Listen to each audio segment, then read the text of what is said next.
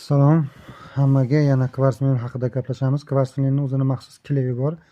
Uni yaxshilab internetdan ko'rib, aralashtirib ishlataverasiz. Maxsus shpatula bor. 2 mm tishi A2 deyiladi. Undan zakaz berasiz. Mana bu yerda ko'rsatyapti videoda.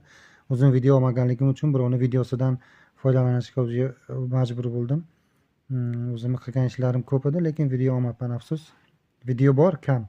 Mana bunday qilib o'sha 2 mm shpatula bilan bemalol polga surtib chiqasiz. Polda avval yaxshilab oddiy o'zimizda doim ishlatadigan gruntovkani yaxshisidan sotib olib, gruntovka qilasiz. Polda pelesoslab, gruntovkalab, keyin buni mana bunday qilib yaxshi yumshoq matoga ishlatasiz.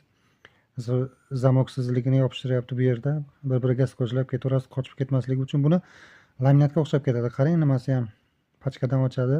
Buni zamokligisi bor, zamoksizi bor. Juda oson. 3 mm qalinligi plus-minus. Hozir zamoksizni yopishtiryapti bu videoda.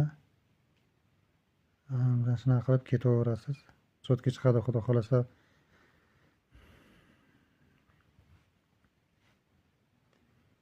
Lekin pol juda tekis bo'lishi kerak.